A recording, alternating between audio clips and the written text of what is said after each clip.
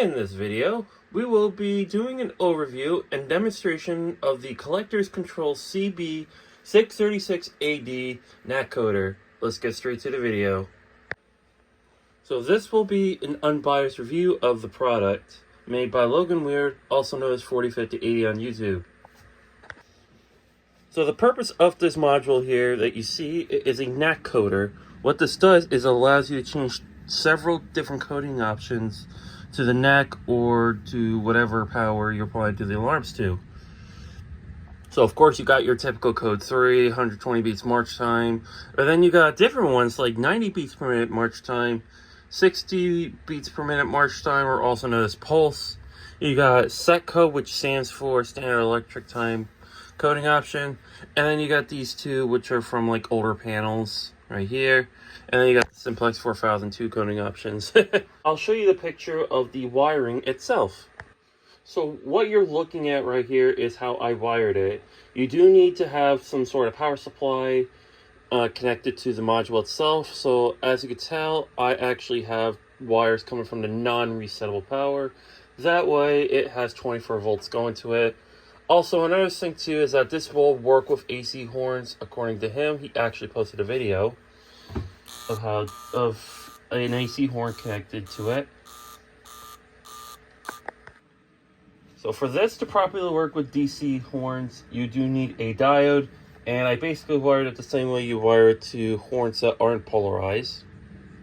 And I added a resistor just for supervision. I kind of just did what Logan told me. It's able to wire this properly to my MS9200 UD. So, without further ado, let's go ahead and do a couple of demonstrations.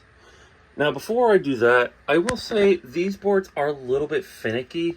Like, if I just kind of move it a little bit, which I'm not going to do, I mean, a couple of the LED lights won't work properly. What you have to do is you have to push in the pins for this module to properly work. Otherwise, you might have a few issues, but overall, it's actually not been too bad. I had this powered to my panel for almost a month, and it has been working without any issues. And what this dial here is for, this allows you to change the coding options without the need of using the dip switch, just like this one did. I'm probably going to still connect this one because this was actually used as a NAC coder and a sync module. This will exclusively be used as a sync module. This will be exclusively used as a NAC coder. So let's do, with my setup I have going on, we're going to do 90 beats per minute march time. And I'll activate a fire alarm. This is what I have up right now. I have a Simplex scene going on. Well, what we're going to do, we're going to simply pull an alarm. We'll go ahead and pull the T-bar.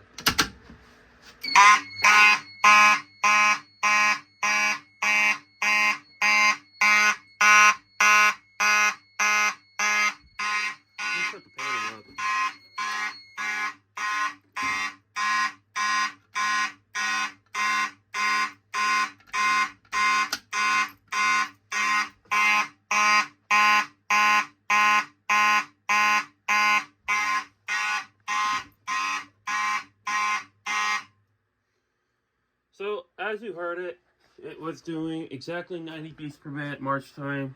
You know, the coding option that you would normally hear on a Simplex 2001 panel. Sounds very accurate.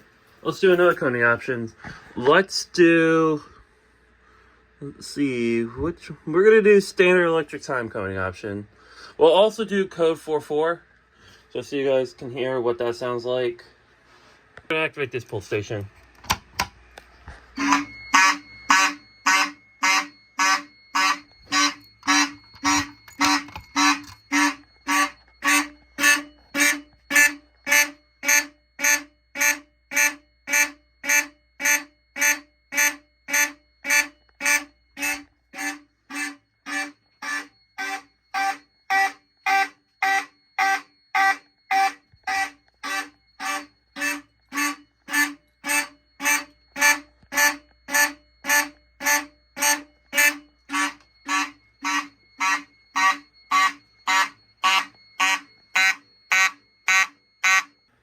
So I just silenced the system. It could sound a little, I mean, To be fair, it sounds better when AC horns are doing it. With DC horns, I'm not really a big fan of it. Let's do code 444. Or code 44, I'm sorry. Alright, let's go ahead and activate another pulse station.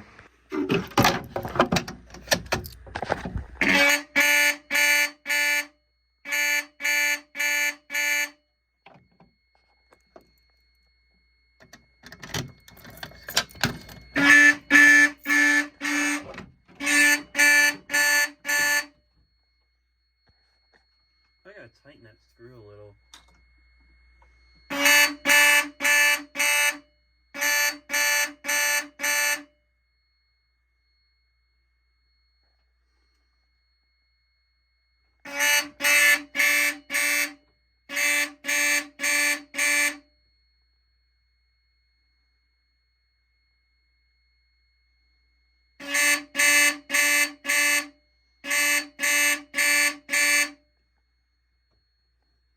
Now, the system is still an alarm, I just silenced the piezo, but look what I can also do.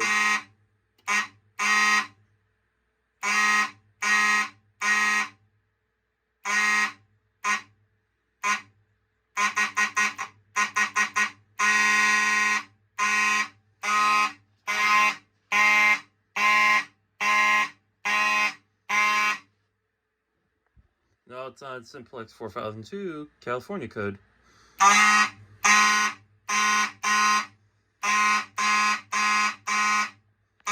And we got the LED lights to work.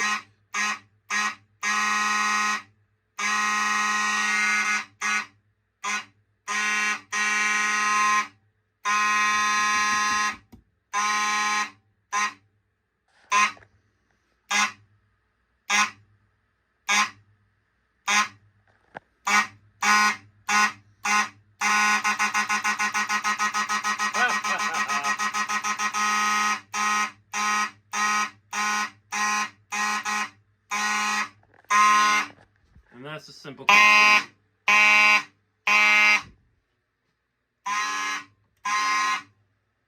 So that's the demonstration of the coder. If I had to get this a rating, I will give this a solid 8 out of 10. It is an amazing model, by the way. The reason I give it an 8 out of 10 because, well, the wiring, you do need to polarize it, but that's just because you have to simply use a diode on it, so that way it properly works with AC horns. And also, I mean, the LEDs could be a little bit better built as well, so that way you're not just slapping it to get the thing to work. Because as you can tell, like, that's not even illuminated right now. And same with W247G coding. So it is pretty finicky. That's why I give it an 8 out of 10. But it is still a good product regardless. I want to give a huge shout out to 405080 because he is actually the one that sent me this coder in replacement of this coder, or the former coder, which I'm going to probably use as a NAC or a sync module in the future.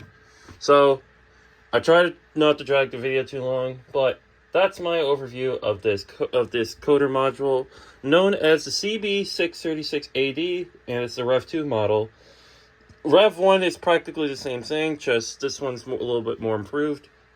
But yeah, thank you guys for watching, and have a good rest of your day, guys. Peace.